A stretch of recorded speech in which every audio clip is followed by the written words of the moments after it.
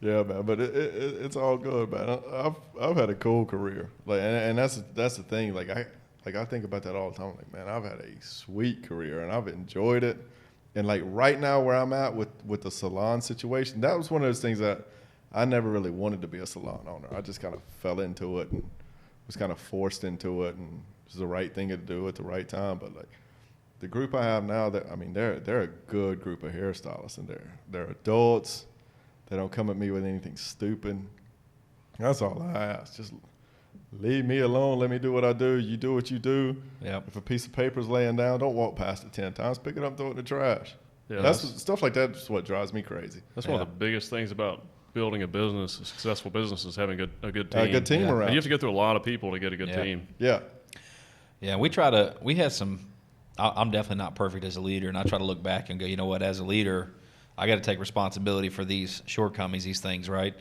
And then also, but each of your staff members has to look and go, wait a second. So I try to take this sales equals forgiveness model. So sales is really, for me, is performance. So if you got guys that have a track record of performing and they give effort and they go above and beyond, they're going to have times where they don't. And I try to not let it slide. I try to give them some leeway. I try to, in a positive way, talk about it. But if they leave that piece of paper on the floor over and over and over and over again, well, then what they've done is they've changed their mentality and they need a new team. Yeah, you know? and I think that's happened with me before. Of like some of the top producing stylists would look at you. Well, if I don't get my way, I'm like, no.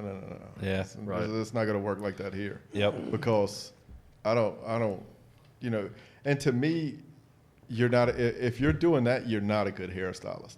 Right. I mean, you're a good hairstylist on that level, but to me, it's time for you to go do your own thing, and you deal with people like you and see how well that works. Because if you're gonna pull that card on me, like, I don't even want to be around that. Like, it's like you're not gonna hold me over a barrel to make a decision, because you're gonna come up on the wrong end of that every time. Yeah. Well, in your situation or your industry is a lot different too, because you're working with other people that are also self-employed.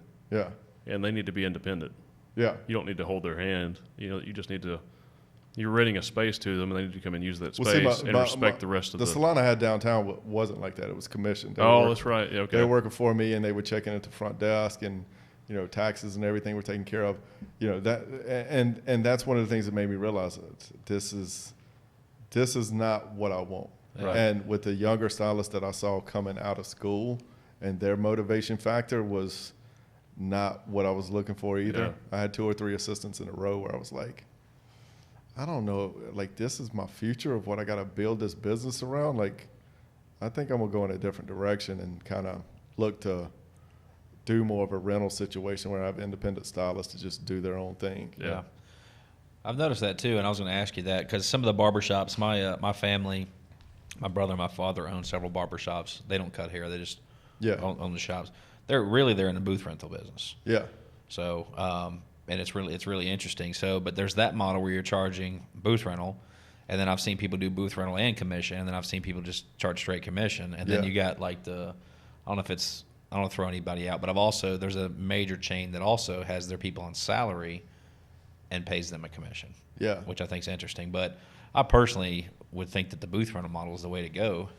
Well, I mean, I think commission, if you're leasing your space or, renting out or leasing your building and stuff, commission, you're going to make the most money, but you're going to have the most work too. Right. I mean, booth rentals pretty much pay me, put the money in the box at the end of the week, take care of yourself, clean up, and it kind of takes care of itself. But like, if I was in a booth rental situation and I didn't fully own my building, like, I mean, and I had to pay thousands of dollars on rent, I don't think the owner would make that much money other than the fact of saying that you're owner of a hair salon. And I tell people that a lot when they call it, like, do you have any advice on this of, me owning a salon? I was like, yeah, I do. Like, don't do it just because you want to be a salon owner.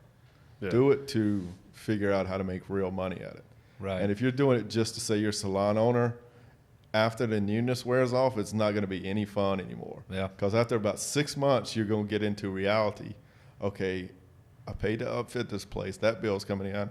I'm paying the lights, I'm paying electricity, I'm paying this, and the amount of rent that's coming in, everything they're doing to be a salon owner is going into, all their rent is going into everything, and all they're able to do is keep this little bit of where they still have to be behind a chair.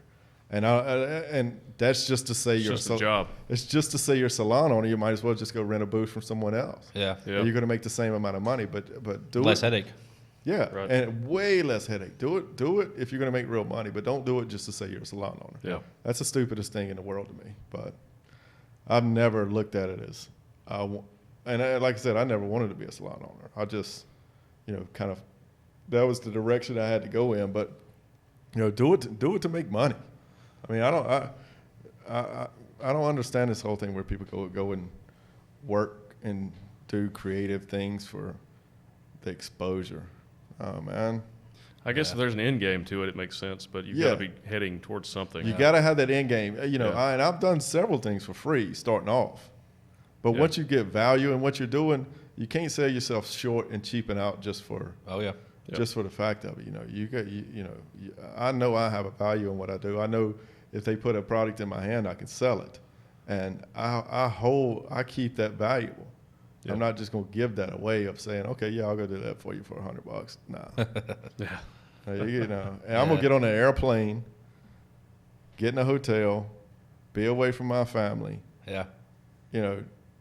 Deal with everything that goes along with it of a corporate world and not get a paycheck or not get something that holds value to it. I can stay at home and play my Nintendo. Yeah. I mean, my NES Classic. There you go. It's amazing to me, though, how many people would pay a stranger to do something but expect you to do it for free. Totally. And in our industry, it's really bad about that, too. It's like hey, we're friends, do this. And it's like, oh, man. I mean, look, if Neil comes to me and says, hey, hook me up. Okay, yeah, cool. But I know in the long run, he's going to hook me up with something. Right. And I get that type of relationship. I do that. Networking, I've done that a lot. Yeah. But if it's somebody that I know is not really going to bring value to what it's going into, I don't even want to go down that road with you because it's always going to be you helping them out, and then they're going to turn on you the minute it doesn't work out right for them. That's right. And I'm like, I don't want nothing to do with this cat. Yeah. And I can read. I've always been able to read that pretty good. Where I'm like, something's a little sketchy about this guy. I'll stay cool with him, but we ain't gonna roll down this road. Yeah.